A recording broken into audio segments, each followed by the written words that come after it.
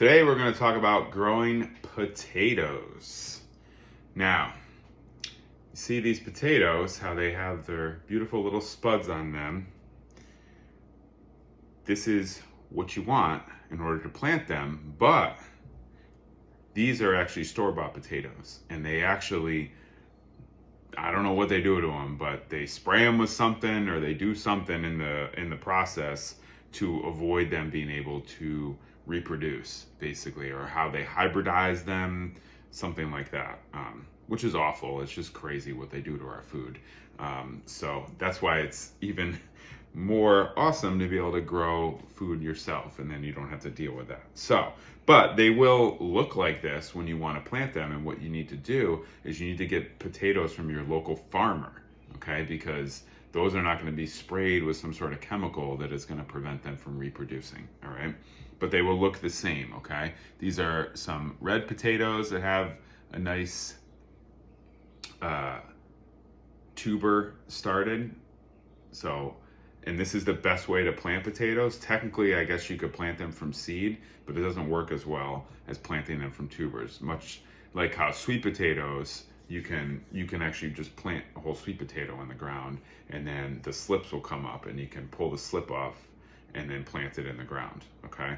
But the potatoes themselves, all you have to do is just wait for these little spuds, these little sprouts to appear, okay? And what you want to do is then cut it, and then it's actually best to let these sit for about 24 hours so this part can harden, because that will prevent like fungus and bacteria from forming and stuff, and it'll make it less prone to insects being able to get in there, okay? So it kind of, it's going to create a little hard layer here, just letting this sit overnight or for 24 hours, okay? So, and what you can do, some of them, I picked ones that were kind of small, but you can see, I'll show you here.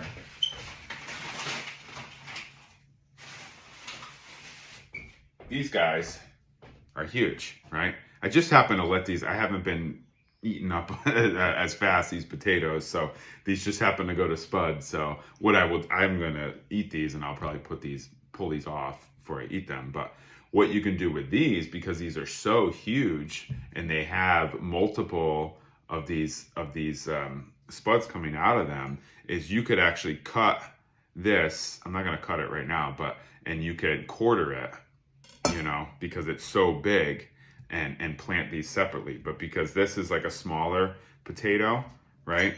What you would do is just put that part there. But see, then I can take this, because this has a spud growing out of it, and plant that part down. So a lot of times you can get like 2 or 3, potato starts out of one potato, depending on how big the potato is, okay? So you would, again, like I said, you would want to let these sit overnight or 24 hours to harden, and then this is how you would plant them in the soil. I'm going to show you a separate video how I did that, okay? But you would plant them the cut side down, and you want to space them at least a foot apart, okay? And so I have, when I show you the next video, I have about 4 of these in a container, okay? And each one of these can produce at least about 6 potatoes, okay? And what will happen is the greens are gonna shoot up from here, and they're gonna come above the soil, okay? And then underneath the soil is the tubers are going to expand and grow from there. They have a pretty long growing cycle. Like, you want them to be in the ground for about 6 months, but it's still you still have time to do it in May to get potatoes in the ground. And you want to, technically with potatoes, you can actually do it before frost, so you can get them in the ground like in April, and it doesn't matter, like even if they're frost hardy, okay? Sweet potatoes, not so much. Sweet potatoes like the heat. But yeah, so I put mine in the ground a few weeks ago, and I'm just going to monitor them. The greens have started to grow. I'm going to show a little video of that. And as the greens grow up, I'm going to start hilling the soil around it, kind of packing it in. It helps to protect the tubers and them to grow more, keep them dark and stuff, you know, you don't want the tuber to be exposed outside of the ground, right? So they call that hilling, all right? And yeah, and so you just kind of keep adding soil as the greens grow up. They like the soil to be pretty loose and allow water to flow through it pretty freely. You don't want the soil to be all like packed in and too damp, right? So they need water. All plants need water, right? But they don't want to be overwatered, and loose soil is preferred. So that's why a lot of people do potato bags. I actually am experimenting doing them in boxes, so cardboard boxes this year. And what I will do is, you know, the rain, everything, or through the whole season, the boxes are going to deteriorate, but hopefully they make it through the whole season.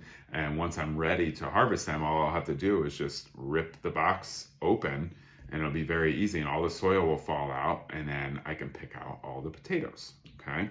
And then it's good to actually cure them a little bit, but it's just like garlic. You just hang them up, you know, put them in a cool, dry place for a little while, and then they're cured, you know? So and the other thing about hilling is and the reason why you don't want the tuber to be exposed, if it gets exposed, then the potatoes start turning green, and then they're not going to taste good and can even actually give you a little upset stomach, right? So that's why they need that shade and that protection staying in the soil. And then you're going to have either the golden, red, purple, whatever potatoes you plant, you know, and they will be good to go. So it's very easy to plant potatoes. I highly recommend doing it, and you'll get a nice yield, and you can, you know, prevent getting potatoes that have been sprayed with something that, you know, doesn't allow them to reproduce, you know, so which is, you know, always suspect in my opinion. So yeah, so those are my tips for planting potatoes in your garden. They do like a lot of sun, like most things, but they can have some shade too. So yeah, and they grow well with other plants too. There's good companion plants. There's a lot of plants that you can plant next to them. So there's not a lot of you know, plants that they don't like and don't agree with. So it's pretty good. So yeah, so those are some of my tips for planting potatoes, and I'm going to show you some other videos too, so you can see what I did and what they're kind of looking like as they're growing. All right, I'm going to try to plant these potatoes with the spuds up, cut side down, plant about 6 inches deep, about a foot apart. We'll see how they do. Trying them in these boxes. So the goal is, once the boxes get wet enough, you could just easily pull them apart, dump the soil, and pull out all the potatoes at the end of the season. All right, so here's what the potatoes look like now. Their greens are coming up. Put some orange peels in there to help ward off insects. So I put 4 slips in each container. This one only has 3 coming up, so you never know. Maybe one isn't gonna make it, that's okay. But look at that. Beautiful potatoes. So as these start to grow and the tubers get bigger, I'm gonna continue to add more soil to do the hilling process. Make sure that the tubers stay dark and underneath the soil so they can grow big and plentiful. You see how I have them in the cardboard boxes. So as they continue to get wet with all the rain through the season, once it gets to the fall, I'll be able to just rip these boxes open, pull out all the potatoes from the soil.